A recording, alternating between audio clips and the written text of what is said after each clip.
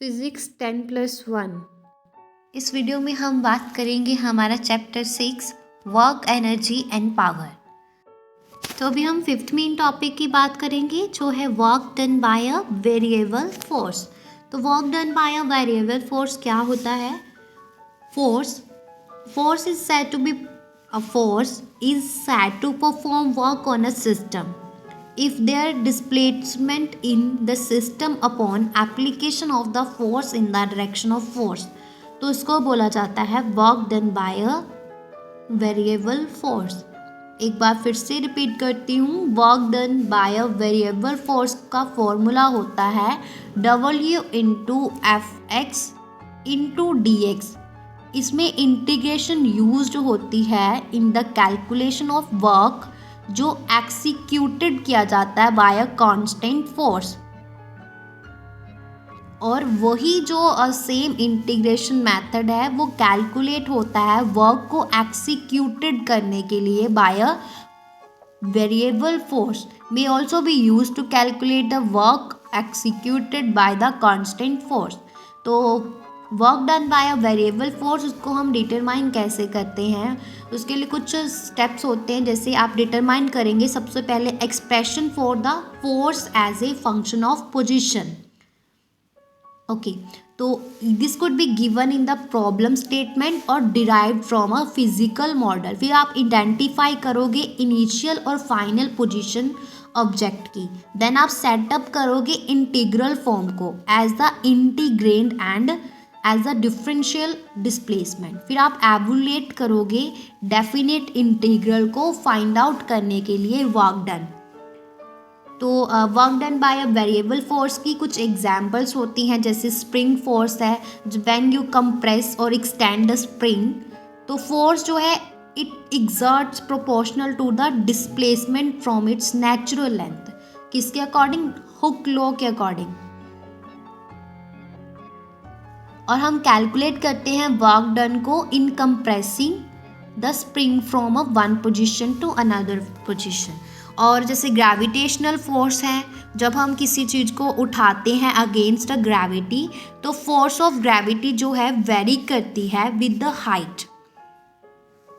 Okay, तो हम calculate करते हैं वर्क डन को in a lifting an object vertical to a certain height by integrated the force of distance. तो इसमें बताने की क्या बात है कि work done by variable force में हमारे पास एग्जांपल्स आ जाती है spring force, gravitational force, frictional force, electric force, magnetic force, tension in a rope. Clear है? और work done by a variable force जो है कंसेप्ट है फिजिक्स का, जिसमें इन्वॉल्व होता है calculating the amount of energy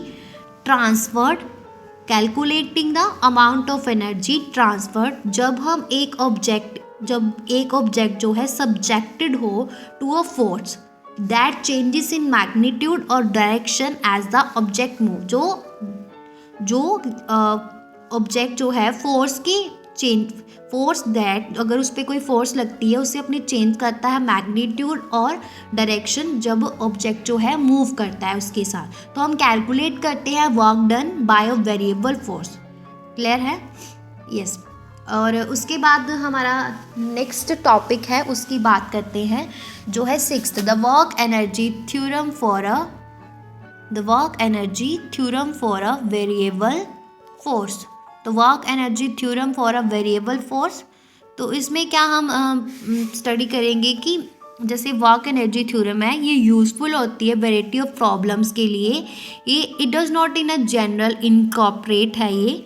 और वर्क एनर्जी थ्योरम जो है ये इंटीग्रल फॉर्म है न्यूटन से सेकंड लॉ की। और work energy theorem for a variable force जो है ये कंसेप्ट पे काम करती है वर्क और काइनेटिक एनर्जी के प्रूव करने के लिए वर्क एनर्जी थ्योरम को for a variable force. Clear है? यस। और उसके बाद नेक्स्ट हमारा कीवर्ड आता है पोटेंशियल एनर्जी, 7th कीवर्ड। तो पोटेंशियल एनर्जी क्या है? एनर्जी जो स्टोर्ड होती है ऑब्जेक्ट में।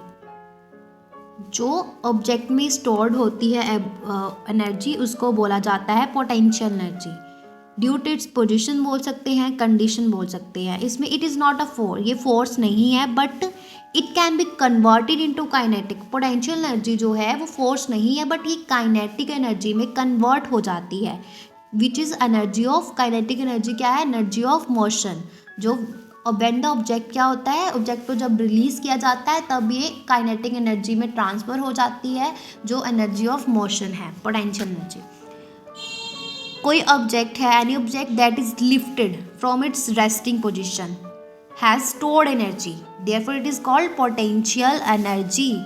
पोटेंशियल एनर्जी से क्यों बोला जाता है? क्योंकि it has potential to do work when released. जब इसको रिलीज़ किया जाता है तो इसके अंदर पोटेंशियल होता है काम करने का, इसलिए इसको पोटेंशियल एनर्जी बोला जाता है।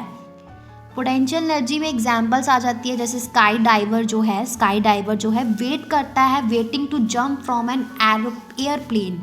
रबर बैंड जो है उसको स्ट्रेच किया जाता है out between 2 fingers. Water sitting behind a dam, energy in battery, ये सभी पोटेंशियल एनर्जी की कुछ एग्जाम्पल्स हैं। क्लियर है?